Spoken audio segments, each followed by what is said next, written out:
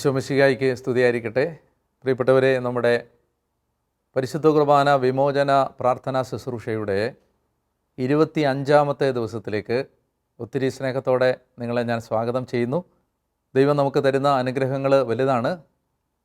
നമുക്കിങ്ങനെ ചിട്ടയായി ഒരുക്കത്തോടെ പ്രാർത്ഥിച്ച് വചനം കേട്ട് അതിൻ്റെ ഒടുവിൽ പരിശുദ്ധ കുർബാനയുടെ ആശീർവാദവും സ്വീകരിച്ച് പിന്നെ നമ്മൾ ഓരോ ദിവസവും നടത്തുന്ന പ്രാർത്ഥനകളിലൂടെ കൂടുതൽ പരിഹാരം ചെയ്ത് ദൈവകൃപകൾ സമ്പാദിച്ച് പൂർവികർക്ക് വേണ്ടി പ്രാർത്ഥിച്ച് ഒക്കെ വലിയ ഒരു ദൈവകൃപയിലേക്ക് നടന്നെടുക്കാൻ ദൈവം തന്ന ഈ ആത്മീയ പ്രേരണകൾക്ക് നമുക്ക് നന്ദി പറഞ്ഞുകൊണ്ട് ഇന്നത്തെ ചിന്തകളിലേക്ക് കടക്കുകയാണ്.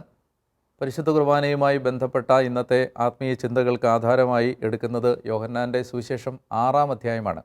യോഹന്നാൻ 6-ാം അധ്യായം ദിവ്യകാരുണ്യത്തിൻ്റെ ഏറ്റവും ക്ലാസിക്കലായ ഒരു ടെക്സ്റ്റാണ്. പല സന്ദർഭങ്ങളിൽ പലരും അത് വ്യാഖ്യാനിച്ചും വിശദീകരിച്ചും നമുക്ക് പരിചയമുണ്ട്. ഞാൻ തന്നെ പലപ്പോഴും ഇതിനെക്കുറിച്ച് പറഞ്ഞിട്ടുമുണ്ട്. നമുക്കിന്ന് ഈ ഒരു പശ്ചാത്തലത്തിൽ ഈ ഒരു സാഹചര്യവുമായി ബന്ധപ്പെട്ട് എടുക്കാവുന്ന ഏറ്റവും നല്ല ടെക്സ്റ്റ് അതായതുകൊണ്ട് ഒരിക്കൽ കൂടി നമുക്കതിനെക്കുറിച്ച് ചില കാര്യങ്ങൾ പങ്കുവെക്കാമെന്ന് ആഗ്രഹിക്കുന്നു. യോഹന്നാൻ്റെ സുവിശേഷം 6-ാം അധ്യായത്തെ നമുക്ക് 5 ഭാഗങ്ങളായി തിരിക്കാം. അതിൻ്റെ 1-ാമത്തെ ഭാഗം യേശു അപ്പം വർദ്ധിപ്പിക്കുന്ന സംഭവമാണ്. അതിൻ്റെ ആദ്യ ഭാഗം. 2-ാമത്തെ ഭാഗം യേശു വെള്ളത്തിന് മീതെ നടക്കുന്ന അത്ഭുതമാണ്. 3-ാമത്തേത് യേശുവിൻ്റെ ആ പ്രസിദ്ധമായ അവകാശവാദം എന്താണ്? ഞാനാണ് ജീവൻ്റെ അപ്പം. ജീവൻ്റെ അപ്പമായ എന്നെ ഭക്ഷിക്കുന്നെങ്കിൽ നിങ്ങൾ ജീവിക്കും, എന്നെ ഭക്ഷിച്ചില്ലെങ്കിൽ നിങ്ങൾ മരിക്കും. സ്വർഗത്തിൽ നിന്നിറങ്ങി വന്ന നിത്യജീവൻ്റെ അപ്പം ഞാനാണ് ഈ പ്രസിദ്ധമായ യേശുവിൻ്റെ ക്ലെയിം. ഇതിൻ്റെ 4-ാം ഭാഗം ഈ ക്രിസ്തുവിൻ്റെ തന്നെക്കുറിച്ചുള്ള വെളിപ്പെടുത്തൽ കേൾക്കുന്ന ജനത്തിൻ്റെ പ്രതികരണം. 5-ാം ഭാഗം ജനം വളരെ നിഷേധാത്മകമായി നെഗറ്റീവായി പ്രതികരിക്കുമ്പോൾ യേശു അവിടെ എടുക്കുന്ന നിലപാട്. ഇങ്ങനെ 5 ഭാഗങ്ങളായി നമുക്ക് യോഹന്നാൻ 6-നെ കാണാൻ പറ്റും. ഞാൻ ഓരോ ഭാഗത്തെക്കുറിച്ചും അല്പാൽപമായി വിശദീകരിച്ച് ഈ ഒരു ആശയത്തിൻ്റെ വ്യക്തത വരുത്താൻ ആഗ്രഹിക്കുന്നു. 1-ാമത്തേത് യേശു അപ്പം വർദ്ധിപ്പിക്കുന്ന സംഭവമാണ്. എന്താണ് അപ്പം വർദ്ധിപ്പിക്കുന്ന സംഭവത്തിൻ്റെ അർത്ഥം? അപ്പം വർദ്ധിപ്പിക്കുമ്പോൾ അവിടെ നടന്നത് എന്താണെന്ന് നോക്കിയാൽ മതി. 5 അപ്പം യേശുവിൻ്റെ കയ്യിലേക്ക് വെച്ച് കൊടുക്കുന്നു. അവിടുന്ന് അതെടുത്ത് സ്വർഗത്തിലെ കണ്ണുകൾ ഉയർത്തി ആശീർവദിച്ച് കൃതജ്ഞതാ സ്തോത്രം പറഞ്ഞ് മുറിച്ച് ശിഷ്യന്മാർക്ക് കൊടുക്കുന്നു. 5 അപ്പത്തിൻ്റെ മീതെ 5 കാര്യങ്ങൾ യേശു ചെയ്യുന്നതായിട്ടാണ് കാണുന്നത്. അങ്ങനെ അപ്പം വർദ്ധിപ്പിക്കുന്നു. യേശുവിൻ്റെ കയ്യിൽ കൊടുക്കുന്ന അപ്പം മൾട്ടിപ്ലൈ ചെയ്യുന്നു, പെരുകുന്നു, വർദ്ധിക്കുന്നു. എന്താണ് അതിൽ നിന്ന് നമ്മൾ മനസ്സിലാക്കേണ്ടതെന്ന് ചോദിച്ചാൽ, യേശുവിൻ്റെ കയ്യിലേക്ക് നമ്മളുണ്ടാക്കുന്ന ഒരപ്പം വെച്ചു കൊടുത്താൽ യേശുവിന് ആ അപ്പത്തിൽ മാറ്റം വരുത്താൻ കഴിയും. അതാണ് അപ്പം വർദ്ധിപ്പിക്കുന്ന സംഭവത്തിൻ്റെ പൊരുൾ, അതിൻ്റെ ഉള്ളർത്ഥം. ക്രിസ്തുവിൻ്റെ കരങ്ങളിലേക്ക് അപ്പം എടുത്തു വെച്ച് കൊടുത്താൽ ക്രിസ്തുവിന് അതിൽ അപ്പത്തിൽ മാറ്റം വരുത്താൻ കഴിയും. അതുകൊണ്ടാണ് 5 അപ്പം 5000 പെരുകിയത്. അപ്പത്തിൽ മാറ്റം വരുത്താൻ കഴിയുന്ന ദൈവപുത്രൻ. ഇതാണ് 1-ാം ഭാഗം. ഞാൻ ഇനി 2-ാം ഭാഗത്തിലേക്ക് പോവുകയാണ്. ഇതിൻ്റെ 2-ാം ഭാഗം യേശു വെള്ളത്തിന് മീതെ നടക്കുന്നതാണ്. യേശു കടലിൻ്റെ മീതെ നടന്ന് ശക്തിയേറിയ കാറ്റടിച്ച് കടൽ ക്ഷോഭിച്ചിരുന്ന ആ സമയത്ത് അവൻ നടന്ന് വള്ളത്തെ സമീപിച്ചു. എന്നിട്ട് യേശു പറയുന്നത് ഞാനാണ്, ഭയപ്പെടേണ്ട എന്നാണ്. ഞാനാണ്, ഏഗോ എയ്മി, ഐ ആം. യഹോവ പഴയ നിയമത്തിൽ ദൈവം പറയുന്ന വാക്യമാണത്. ഞാൻ ദൈവമാണെന്നാണ്. അപ്പോൾ വെള്ളത്തിന് മീതെ നടക്കുന്നു. എന്താണ് ആ അത്ഭുതം വഴി നമ്മൾ അറിയണമെന്ന് യേശു ആഗ്രഹിക്കുന്നത്? ഈശോ നമ്മളോട് പറയുകയാണ്, എനിക്ക് അപ്പത്തിൽ മാത്രമല്ല മാറ്റം വരുത്താൻ കഴിവുള്ളത്, എനിക്കെൻ്റെ ശരീരത്തിലും മാറ്റം വരുത്താൻ കഴിയും. എന്തുകൊണ്ടാണ് അങ്ങനെ പറയുന്നത്? ഒരു മനുഷ്യൻ വെള്ളത്തിൻ്റെ മീതെ നടക്കാൻ ശ്രമിച്ചാൽ പ്രപഞ്ച നിയമം അനുസരിച്ച് ആ മനുഷ്യൻ വെള്ളത്തിൽ താണുപോകും. ഒരു ഇരുമ്പ് വെള്ളത്തിലിട്ടാൽ താണുപോകും. എന്നാൽ ഇരുമ്പ് വെള്ളത്തിൽ താഴുമെങ്കിലും ഇരുമ്പ് കപ്പൽ താഴില്ല. താഴാത്തതിൻ്റെ കാരണം എന്താണ്? വെള്ളത്തിൽ പൊങ്ങിക്കിടക്കാൻ പരുവപ്പെട്ടൊരവസ്ഥയിൽ ആ ഇരുമ്പിൽ രൂപഭേദം വരുത്തിയപ്പോഴാണ് അത് വെള്ളത്തിൽ പൊങ്ങിക്കിടക്കുന്നത്. അപ്പോൾ ഒരു വസ്തു, ഭാരമുള്ളൊരു വസ്തു, വെള്ളത്തിൽ താണുപോകുന്നൊരു വസ്തു താണുപോകാതിരിക്കണമെങ്കിൽ അതിന് ഒരു ശാരീരിക വ്യതിയാനം വെള്ളത്തിൽ പൊങ്ങിക്കിടക്കുന്ന വിധത്തിൽ വരുത്തേണ്ടതുണ്ട്. നമ്മൾ ചോദിക്കുന്ന ചോദ്യം, ഇവിടെ വെള്ളമാണോ മാറിയത്, യേശുവാണോ മാറിയത്? വെള്ളത്തിൻ്റെ സ്വഭാവത്തിൽ മാറ്റം വന്നിട്ടില്ല. കാരണം അതേ വെള്ളത്തിൽ പത്രോസ് മുങ്ങിപ്പോകുന്നത് നമ്മൾ മറ്റ് സുവിശേഷങ്ങളിൽ കാണുന്നുണ്ട്. അപ്പോൾ യഥാർത്ഥത്തിൽ വെള്ളത്തിനല്ല മാറ്റം വന്നത്, യേശുവിനാണ് മാറ്റം വന്നത്.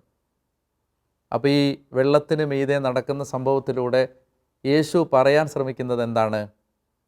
നിങ്ങൾ മനസ്സിലാക്കേണ്ട കാര്യം, എനിക്ക് അപ്പത്തിൽ മാത്രമല്ല മാറ്റം വരുത്താൻ കഴിയുന്നത്, എനിക്ക് എൻ്റെ ശരീരത്തെ മാറ്റാൻ പറ്റും. എൻ്റെ ശരീരത്തിൻ്റെ ഭാരം ഇല്ലാതാക്കാൻ, അങ്ങനെ വെള്ളത്തിന് മീതെ നടക്കുമ്പോൾ വെള്ളത്തിൽ പൊങ്ങിക്കിടക്കുന്ന അവസ്ഥയിൽ നടക്കാൻ എനിക്ക് എൻ്റെ ശരീരത്തിൽ മാറ്റം വരുത്താൻ പറ്റും. അതാണ് രണ്ടാമത്തെ ഭാഗം.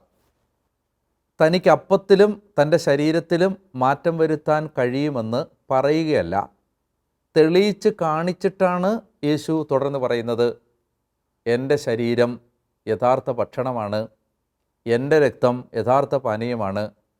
നിങ്ങൾ എന്നെ ഭക്ഷിക്കുകയും എന്നെ പാനം ചെയ്യുകയും ചെയ്യുന്നില്ലെങ്കിൽ നിങ്ങൾക്ക് നിത്യജീവൻ ഉണ്ടായിരിക്കുകയില്ല. ഞാനാണ് സ്വർഗത്തിൽ നിന്നിറങ്ങിയ ജീവനുള്ള അപ്പം. അപ്പസ്തോലന്മാരാരും തന്നെ ഇത് സംശയിക്കുന്നില്ല. കാരണം എന്താണ്? അവരുടെ മുമ്പിൽ യേശു തെളിയിച്ചു കഴിഞ്ഞു. എന്ത്? തനിക്ക് അപ്പത്തിലും ശരീരത്തിലും മാറ്റം വരുത്താൻ കഴിയും എന്ന്. ഈ യേശുവിൻ്റെ പ്രഖ്യാപനം കേൾക്കുമ്പോൾ, നാലാം ഭാഗം, കേൾവിക്കാർ എങ്ങനെയാണ് പ്രതികരിച്ചത്? വാക്യം 60, ഇത് കേട്ട് അവൻ്റെ ശിഷ്യന്മാരിൽ പലരും പറഞ്ഞു. അവനെ കേൾക്കാൻ കൂടിയ, അവനെ അനുഗമിച്ചിരുന്ന, അവനോട് ഇഷ്ടമുണ്ടായിരുന്ന ആളുകളാണ് ഈ ശിഷ്യന്മാരെന്ന് പറയുന്നത്. അപ്പസ്തോലന്മാരല്ല, ബാക്കിയുള്ള ശിഷ്യന്മാർ പറഞ്ഞു, ഈ വചനം കഠിനമാണ്, ഇത് ശ്രവിക്കാൻ ആർക്ക് കഴിയും? തൻ്റെ ശിഷ്യന്മാർ പിറുപിറുക്കുന്നു. അപ്പോൾ ആദ്യത്തെ പ്രതികരണം അതാണ്. അവരാദ്യം പിറുപിറുത്തു, ഇത് കഠിനമാണ്. ഇനി അത് കഴിഞ്ഞിട്ട് വാക്യം 66 പറയുകയാണ്, ഈശോ അത് വിശദീകരിച്ച് കഴിയുമ്പോൾ 66-ാമത്തെ വാക്യം എത്തുമ്പോൾ, അവരിൽ വളരെ പേർ അവനെ വിട്ടുപോയി, അവർ പിന്നീട് ഒരിക്കലും അവൻ്റെ കൂടെ നടന്നില്ല. അപ്പോൾ എന്താണ് കേൾവിക്കാരുടെ പ്രതികരണം? ഒന്ന്, അവർ ആദ്യം ഇരുന്ന് പിറുപിറുത്തു, ഇത് മനസ്സിലാക്കാൻ പറ്റുന്നില്ല എന്ന് പറഞ്ഞു. രണ്ടാമതായിട്ട് അവർ ഇറങ്ങിപ്പോയി, യേശുവിൻ്റെ കൂടെ പിന്നെ ഒരിക്കലും എന്ന് പറഞ്ഞാൽ എന്നേക്കുമായി ഗുഡ് ബൈ പറഞ്ഞു പോയി. ഇനി ഒരിക്കലും യേശുവിൻ്റെ കൂടെ നടക്കില്ല എന്നവർ തീരുമാനിച്ചു. എന്നേക്കുമായിട്ട് യേശുവിനെ അവർ വിട്ടു, യാത്ര പറഞ്ഞു പോയി. നിങ്ങൾ നോക്ക്, എത്ര ഗൗരവതരമായ ഒരു കാര്യമാണ് യേശുവിന് ഈ ഒരു കാര്യം പറഞ്ഞു കഴിഞ്ഞപ്പോൾ ഉണ്ടായ പ്രതികരണം. ഇത്രയും നാൾ കൂടെ ഉണ്ടായിരുന്നവർ പെട്ടെന്ന് യേശുവിൻ്റെ കൂടെ നിന്ന് വിട്ടുപോവുകയാണ്. സഭയുടെ ചരിത്രം പരിശോധിച്ചാൽ നമുക്ക് കാണാൻ പറ്റും, കാലാകാലങ്ങളിൽ അനേകം പേര് തിരുസഭാ ശരീരത്തിൽ നിന്ന് വിട്ടുപോയിട്ടുണ്ട്. അനേകം ആളുകൾ. അതിലനേകം പേര് വിട്ടുപോയത് യേശുവിൻ്റെ ശരീരം ഭക്ഷിക്കണം, രക്തം പാനം ചെയ്യണം, പരിശുദ്ധ കുർബാനയിൽ പങ്കെടുക്കണം, കുർബാന യേശുവിൻ്റെ ശരീരരക്തങ്ങളാണ്. ഈ പ്രബോധനം മനസ്സിലാകാത്തതിൻ്റെ പേരിൽ സഭ വിട്ടുപോയ കോടിക്കണക്കിന് ആളുകളുണ്ട്. സഭയിലെ ആദ്യത്തെ വിഭജനം തുടങ്ങുന്നത് സത്യത്തിൽ യോഹന്നാൻ 6:66 6:66. നിങ്ങൾ ശ്രദ്ധിച്ചോ? 666 എതിർ ക്രിസ്തുവാണ്. അതായത് ക്രിസ്തുവിനെതിരാവുകയാണ്. എന്തിൻ്റെ പേരിൽ? കുർബാന ഭക്ഷിക്കണം എന്ന് പറഞ്ഞതിൻ്റെ പേരിൽ. അപ്പോൾ ഇത് വളരെ ഷോക്കിംഗ് ആയ ഒരു മൊമെൻ്റാണ്. അങ്ങനെ അനേകം പേര് അവനെ വിട്ടുപോയി യേശുവിൻ്റെ മുമ്പിൽ നിന്ന്. അതാണ് ഇതിൻ്റെ നാലാം ഭാഗം. ഇനി ഇതിൻ്റെ അവസാന ഭാഗം, ഒത്തിരി മനുഷ്യർ യേശുവിൻ്റെ അടുത്ത് നിന്ന് പോകുമ്പോൾ എന്താണ് യേശുവിൻ്റെ പ്രതികരണം? നമുക്ക് ക്രിസ്തുവിൻ്റെ സ്വഭാവം പരിചയമുണ്ട്. നമുക്ക് യേശുവിനെ പരിചയമുള്ളത് എങ്ങനെയാണ്? യേശു ഭയങ്കര സോഫ്റ്റ് ഹാർട്ടഡായ ഒരാളാണ്. അതായത് ആരെങ്കിലും ഒരാൾ ക്രിസ്തുവിന് എതിരായി നിൽക്കുമ്പോൾ, അല്ലെങ്കിൽ ഒരാട് ഇറങ്ങിപ്പോകുമ്പോൾ, ഒരു മനുഷ്യൻ പാപം ചെയ്ത് അകന്നു പോകുമ്പോൾ അവൻ്റെ പിന്നാലെ ഏതറ്റം വരെയും പോകുന്ന അത്രയും ഹൃദയാലുവും കാരുണ്യവാനും ആർദ്ര ഹൃദയനും വിശാല മനസ്കനുമായ യേശു കൂട്ടം കൂട്ടമായി തൻ്റെ പക്കൽ നിന്ന് ആളുകൾ എഴുന്നേറ്റ് പോകുന്നത് കാണുമ്പോൾ സത്യത്തിൽ അവരുടെ പിന്നാലെ പോകേണ്ടതായിരുന്നു. ഞാൻ പറഞ്ഞത് നിങ്ങൾ മനസ്സിലാകാത്തത് കൊണ്ടാണ്. വേണമെങ്കിൽ കുറച്ചുകൂടെ ഞാൻ ലളിതമായി പറഞ്ഞു തരാം, അല്ലെങ്കിൽ ഞാൻ പറഞ്ഞത് പിൻവലിക്കാം എന്നൊക്കെ വേണമെങ്കിൽ പറയാൻ പറ്റുന്നൊരു ക്യാരക്ടറാണ് യേശുവിൻ്റെ. കാരണം മനുഷ്യനോട് അവൻ അത്രയും അലിവും കരുണയുമുണ്ട്. ഒരു മനുഷ്യൻ പോലും നഷ്ടപ്പെടാൻ അവൻ ആഗ്രഹിക്കുന്നില്ല. എന്നാൽ നമ്മളെല്ലാം അത്ഭുതപ്പെടുത്തിക്കൊണ്ട് ക്രിസ്തുവിൽ നിന്ന് ഇന്ന് വരെ നമ്മൾ കാണാത്ത ഒരു റെസ്പോൺസാണ് ഇവിടെ വരുന്നത്. അവൻ കൂടെ നിന്ന അപ്പസ്തോലന്മാരുടെ മുഖത്ത് നോക്കി അവരോട് ചോദിക്കുകയാണ്, നിങ്ങളും വേണമെങ്കിൽ പൊക്കൊള്ളുക. ഷോക്കിംഗ് ആണിത്. എന്താ കാര്യം? ക്രിസ്തു പറയുകയാണ്, ഈ അടിസ്ഥാന വിശ്വാസം നിങ്ങൾക്ക് സ്വീകരിക്കാൻ പറ്റുന്നില്ലെങ്കിൽ നിങ്ങൾ എൻ്റെ ശരീരത്തിൻ്റെ ഭാഗമാണെന്ന് പറഞ്ഞിട്ട് യാതൊരു അർത്ഥവുമില്ല. അതായത് എൻ്റെ ശരീരം ഭക്ഷിക്കണം, എൻ്റെ രക്തം പാനം ചെയ്യണം, വിശുദ്ധ കുർബാന ഭക്ഷിക്കണം, യേശുവിൻ്റെ ശരീരരക്തങ്ങൾ ഭക്ഷിക്കുകയും പാനം ചെയ്യുകയും ചെയ്ത് കർത്താവിൻ്റെ ശരീരത്തിൻ്റെ ഭാഗമാകണമെന്ന കാര്യം നിങ്ങൾക്ക് മനസ്സിലാകുന്നില്ലെങ്കിൽ നിങ്ങൾ ഇനി ഈ വിശ്വാസത്തിൽ തുടർന്നിട്ട് കാര്യമില്ല. അത്രയും സ്ട്രോങ്ങും ബോൾഡുമായി യേശു പ്രതികരിക്കുകയാണ്. പ്രിയപ്പെട്ടവരെ, ഇന്ന് നിങ്ങൾ ഈ വചനം കേൾക്കുമ്പോൾ എനിക്ക് പറയാനുള്ളത്, ഞാനോ നിങ്ങളോ കർത്താവിൻ്റെ കൂടാരത്തിൽ നിന്ന് ഗുഡ് ബൈ പറഞ്ഞിറങ്ങിപ്പോയാലും ക്രിസ്തു ഈ പ്രബോധനത്തിൽ മാറ്റം വരുത്തില്ല എന്നാണ് ബൈബിൾ ശ്രദ്ധിച്ച് വായിക്കുമ്പോൾ നമുക്ക് മനസ്സിലാവുന്നത്. അതുകൊണ്ട് ദിവ്യകാരുണ്യം എനിക്കോ നിങ്ങൾക്കോ മനസ്സിലായില്ലെങ്കിൽ നമ്മൾ സഭ വിട്ടു പോകുന്നത് കർത്താവ് ഒരിക്കലും അതിനെക്കുറിച്ച് ആകുലപ്പെടില്ല എന്നാണ് എൻ്റെ അഭിപ്രായം. കാരണം ഇത് അടിസ്ഥാനമാണ്, ഇതത്രയും ഫണ്ടമെൻ്റൽ ടീച്ചിങ് ആണ്. ക്രിസ്തുവിൻ്റെ ശരീരവും രക്തവും സ്വീകരിക്കാത്ത നമുക്ക് ക്രിസ്തുവായിട്ട് മാറാൻ പറ്റില്ല. അത് ഞാനതിനെക്കുറിച്ച് പിന്നീട് മറ്റൊരു എപ്പിസോഡിൽ പറയുന്നുണ്ട്, കർത്താവ് ഇത്രയും നിർബന്ധം പിടിക്കുന്നത് എന്തുകൊണ്ടാണ് എന്ന്. പ്രിയപ്പെട്ടവരെ, വിശുദ്ധ കുർബാന ക്രിസ്തു അത്രയും വില കൊടുത്ത് ഗൗരവമായി കണ്ട ഒരു കാര്യമാണ്. അവൻ്റെ ശരീരവും രക്തവും സ്വീകരിക്കണമെന്നുള്ളത് വേണമെങ്കിൽ ചെയ്യാം, വേണമെങ്കിൽ ചെയ്യണ്ട എന്ന അർത്ഥത്തിൽ കർത്താവ് പറഞ്ഞ ഒരു കാര്യമല്ല. ഇതത്രയും it's so fundamental, pivotal, so close to his heart and he is not ready to dilute any of the elements of the Eucharist. അതുകൊണ്ട് അത് നമുക്ക് നമ്മുടെ ഹൃദയത്തിൽ ഏറ്റെടുക്കാം. നമുക്ക് വളരെ ശക്തമായ ഒരു ദൈവാനുഭവം വിശുദ്ധ കുർബാനയിലൂടെ ഉണ്ടാകുന്നതിന് അത് നമ്മളെ സഹായിക്കും. അതുകൊണ്ട് ഈ അധ്യായം നമ്മൾ വായിക്കുമ്പോൾ നമുക്ക് ക്രിസ്തു എത്രമാത്രം തൻ്റെ ശരീരരക്തങ്ങൾ നമുക്ക് തരാൻ ആഗ്രഹിച്ചു എന്ന ഒരു വലിയ ഭാവം നമ്മുടെ മനസ്സിലേക്ക് വരട്ടെ എന്ന് ഞാൻ പ്രത്യേകം പ്രാർത്ഥിക്കുന്നു. കർത്താവ് നിങ്ങളെല്ലാവരെയും അനുഗ്രഹിക്കട്ടെ. നമുക്കൊരു ആഴമായ അനുതാപം ഉണ്ടാവാൻ ദൈവം സഹായിച്ചിട്ടുണ്ട്. ഞാൻ മുമ്പ് സൂചിപ്പിച്ചിരുന്നു, നമ്മൾ നല്ലൊരു കുമ്പസാരത്തിന് വേണ്ടി ഒരുങ്ങണം. നമുക്കിനി ഏകദേശം ഒരു 15 ദിവസമാണ് നമ്മുടെ മുമ്പിൽ ഉള്ളത്. അപ്പോൾ അതുകൊണ്ട് അതിന് മുമ്പ് ഇനിയൊരു 5 ദിവസങ്ങൾക്ക് ഉള്ളിൽ അവസാനത്തെ 10 ദിവസത്തിന് മുമ്പ് നല്ല ഒരു കുമ്പസാരം നടത്തി ആ ലാസ്റ്റ് 10 days വലിയൊരു കൃപയിലും വിശുദ്ധിയിലും പ്രാർത്ഥന പൂർത്തിയാക്കാൻ ഉള്ള ഒരുക്കങ്ങൾ നടത്തണം. ഇനി ഒരു 5 ദിവസങ്ങൾക്കുള്ളിൽ ഒരു പൂർണ്ണ കുമ്പസാരം നടത്താൻ ശ്രദ്ധിക്കണമെന്ന് ഞാൻ ഓർമ്മിപ്പിക്കുന്നു. ഇന്ന് നമുക്ക് ആ വിശുദ്ധ കുർബാനയുടെ വില മനസ്സിലാക്കാൻ ഉള്ള ഒരു കൃപ കിട്ടുന്നതിനാണ് പ്രാർത്ഥിക്കേണ്ടത്. ഞാൻ ഇന്നത്തെ ഒരു ടാസ്ക്കായിട്ട് നിർദ്ദേശിക്കുന്നത്, ഒരു കുരിശിൻ്റെ വഴി ചൊല്ലാൻ നിങ്ങൾക്ക് സാധിക്കുമെങ്കിൽ ഒന്ന് ചൊല്ലുന്നത് നല്ലതാണ്.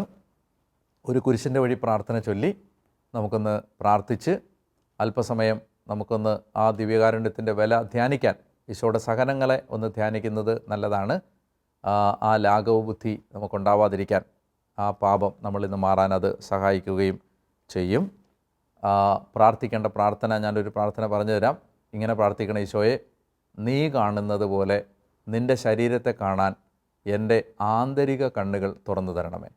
യേശുവേ, നീ കാണുന്നത് പോലെ എൻ്റെ ശരീരത്തെ കാണാൻ എൻ്റെ ആന്തരിക കണ്ണുകൾ തുറന്നു തരണമേ എന്ന് നമുക്ക് പ്രാർത്ഥിക്കുകയും ചെയ്യാം. ഈശോയിൽ പ്രിയമുള്ളവരെ, നമ്മൾ ഇന്നത്തെ ഈ ചിന്തകൾ അവസാനിപ്പിക്കുന്നതിന് മുൻപ് ഒരു പ്രധാനപ്പെട്ട ആശയം കൂടി കാണാനുണ്ട്. അത് എന്താണ് ജീവൻ എന്നുള്ള ഒരു ആശയമാണ്. യോഹന്നാൻ്റെ സുവിശേഷം 10-ാം അധ്യായം 10-ാം വാക്യം, കള്ളൻ വരുന്നത് മോഷ്ടിക്കാനും കൊല്ലാനും നശിപ്പിക്കാനുമാണ്. ഈശോ പറയുകയാണ്, എന്നാൽ ഞാൻ വന്നിരിക്കുന്നത് നിങ്ങൾക്ക് ജീവനുണ്ടാകാനും അത് സമൃദ്ധമായി ഉണ്ടാകാനുമാണ്. അതുമാത്രമല്ല, ഈ യോഹന്നാൻ സുവിശേഷം തുടങ്ങുമ്പോൾ തന്നെ അവനിൽ ജീവനുണ്ടായിരുന്നു, ആ ജീവൻ മനുഷ്യരുടെ വെളിച്ചമായിരുന്നു, അങ്ങനെ പറഞ്ഞുകൊണ്ടാണല്ലോ തുടങ്ങുന്നത്. പിന്നെ അവസാനം സുവിശേഷം അവസാനിക്കുമ്പോൾ യോഹന്നാൻ പറയുന്നുണ്ട്, ഞാൻ ഈ കാര്യങ്ങളെല്ലാം നിങ്ങൾക്ക് എഴുതുന്നത് അവൻ ക്രിസ്തുവാണെന്ന് നിങ്ങൾ വിശ്വസിക്കുന്നതിനും അതുവഴി അവൻ്റെ നാമത്തിൽ നിങ്ങൾക്ക് ജീവൻ ഉണ്ടാകുന്നതിനും വേണ്ടിയാണ്. എന്താണ് ഈ ജീവൻ?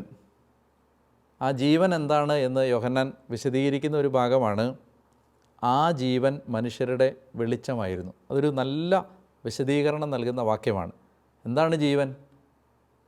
എവിടെ ജീവനുണ്ടോ അവിടെ മനുഷ്യന് കുറേ കൂടി വെട്ടമുള്ള ഒരു ജീവിതം നയിക്കാൻ പറ്റും. കുറേ കൂടെ വെളിച്ചമുണ്ട് അവിടെ. ഇത് സത്യത്തിൽ നമുക്ക് ഈ വെളിച്ചമുള്ള ജീവിതങ്ങൾ നമ്മുടെ കൂടെ ഉണ്ടെങ്കിൽ നമ്മുടെ ജീവിതത്തിന് ആ വ്യത്യാസം കാണാൻ പറ്റും. ഇപ്പോൾ ഉദാഹരണത്തിന് ഈ മദർ തെരേസ ഭിക്ഷയാചിക്കാൻ പോയൊരു സംഭവം നിങ്ങൾ കേട്ടിട്ടുണ്ടാവും. ഒരു വീടിൻ്റെ മുറ്റത്ത് ചെന്ന് നിന്ന് എന്തെങ്കിലും ഇങ്ങനെ തരുമോ എന്ന് ചോദിക്കുമ്പോൾ ആട്ടും തുപ്പും എന്ന് കേട്ടിട്ടില്ലേ? നന്നായിട്ടൊന്ന് ആട്ടി പിന്നെ മുഖത്ത് തന്നെ തുപ്പി. അപ്പോൾ അങ്ങനെ തുപ്പിയപ്പോൾ നിങ്ങളൊന്ന് ആലോചിച്ച് നോക്ക്, ഏത് മനുഷ്യനും സത്യത്തിൽ ഒന്നുമില്ല, വഴി കിടക്കുന്നവനും ഒന്നുമില്ലാത്തവനും ആകെ ഉള്ളത് അവൻ്റെ ആത്മാഭിമാനമാണ്. ആ കാര്യത്തിൽ എല്ലാവർക്കും ഈഗോ ഉണ്ട്. അപ്പോൾ അതിന് ആ ആത്മാഭിമാനത്തിൻ്റെ മുഖത്താണ് ആ തുപ്പൽ വന്ന് വീഴുന്നത്. അതിങ്ങനെ ഒരു തുണിയെടുത്ത് പതുക്കെ തുടച്ചിട്ട് അമ്മ പറഞ്ഞൊരു വാചകമുണ്ട്, എനിക്കുള്ളത് തന്നല്ലോ, ഇനി എൻ്റെ മക്കൾക്ക് എന്തെങ്കിലും തന്നോളൂ എന്ന് പറഞ്ഞു. അത് ഈ വെളിച്ചമുള്ള ഒരാളാണ്. വല്ലാതെ ക്ഷോഭിക്കുകയും കരയുകയും വിഷമിക്കുകയും തകരുകയും ചെയ്യും സാധാരണ മനുഷ്യർ. പക്ഷേ ഈ ജീവൻ ഉണ്ട്, അതിൽ ഈശോയുടെ ജീവനുണ്ടെന്ന് പറയുന്ന ആളുകൾ കുറേ കൂടി വ്യത്യാസപ്പെട്ട രീതിയിൽ പ്രതികരിക്കാൻ അറിയാവുന്ന ആളുകളാണ്. അതാണ് ജീവൻ. ജീവൻ എന്ന് പറഞ്ഞാൽ കുറച്ചുകൂടി വെളിച്ചത്തോടെ ജീവിതത്തെ കാണാൻ പറ്റുന്ന ആ ജീവൻ, അത് തരാനാണ് ഈശോ വന്നതെന്നാണ് പറയുന്നത്. അതാ ഈശോ പറഞ്ഞത്, നിങ്ങൾക്ക് എൻ്റെ ശരീരം ഭക്ഷിക്കുകയും എൻ്റെ രക്തം പാനം ചെയ്യുകയും ചെയ്യുന്നില്ലെങ്കിൽ ജീവൻ. അപ്പോൾ എന്ത് ജീവനാണെന്ന് മനസ്സിലായല്ലോ. സാധാരണ മറ്റുള്ള മനുഷ്യർ ജീവിക്കുന്നത് പോലെ ജീവിക്കാനാണെങ്കിൽ നിങ്ങൾക്ക് കുർബാനയുടെ ആവശ്യമില്ല. പക്ഷേ കുറച്ചുകൂടി ഒരു ഭേദപ്പെട്ട ജീവിതം നയിക്കാൻ പറ്റണമെങ്കിൽ, കുറച്ചുകൂടെ ഒരു ഉയർന്ന നിലവാരത്തിൽ പ്രതികരിക്കാൻ പറ്റണമെങ്കിൽ, കുറച്ചുകൂടെ ക്വാളിറ്റേറ്റീവായിട്ട് മനുഷ്യരെയും ലോകത്തെയൊക്കെ കാണാൻ പറ്റണമെങ്കിൽ നമുക്ക് ഈ ജീവൻ, അപ്പോൾ ഈശോ പറയുകയാണ്, അത് എൻ്റെ ശരീരം ഭക്ഷിച്ചാൽ, എൻ്റെ രക്തം പാനം ചെയ്താൽ, എന്നെ ഭക്ഷിച്ചാൽ, എന്നെക്കുറിച്ച് ധ്യാനിച്ചാൽ നിങ്ങൾക്കത് കിട്ടും എന്നാണ് ഇവിടെ പറയുന്ന ആ വാക്യത്തിൻ്റെ അർത്ഥം. ആ ജീവൻ നമുക്ക് തരുന്ന കൂദാശയാണ് പരിശുദ്ധ കുർബാന. നമുക്ക് ദിവ്യകാരുണ്യ ആശീർവാദം സ്വീകരിക്കാം.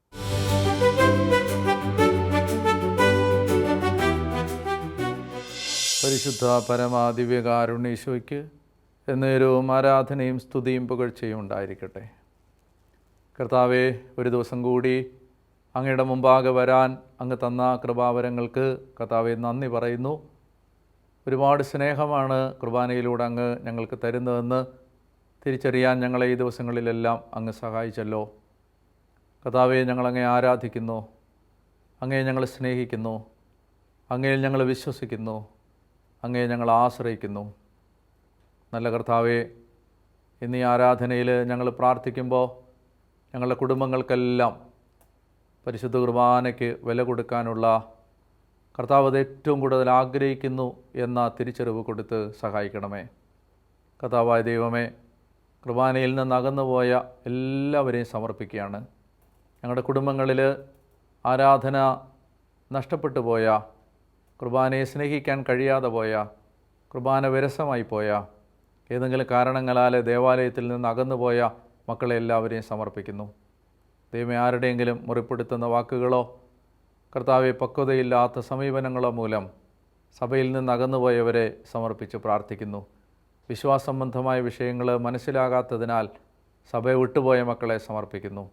കർത്താവെ, അവിശ്വാസത്തിലേക്കും നിരീശ്വരവാദത്തിലേക്കും പോയവരെ സമർപ്പിച്ച് പ്രാർത്ഥിക്കുന്നു. മാനസാന്തരം ആവശ്യമുള്ള ഞങ്ങളുടെ കുടുംബാംഗങ്ങൾക്ക് വേണ്ടി കർത്താവെ ഇന്ന് അങ്ങയുടെ ആശീർവാദം ഞങ്ങൾ യാചിക്കുന്നു. നമുക്ക് ദിവ്യകാരുണ്യ ആശീർവാദം സ്വീകരിക്കുമ്പോൾ കർത്താവിൻ്റെ കൃപ ഒഴുകി ഇറങ്ങാൻ നമ്മുടെ കുടുംബങ്ങളിൽ ആർക്കെല്ലാം അത് ആവശ്യമുണ്ടെന്ന് തോന്നുന്നോ അവരെല്ലാം കർത്താവിന് സമർപ്പിച്ച് നമുക്ക് ആശീർവാദം പ്രാർത്ഥിക്കാം.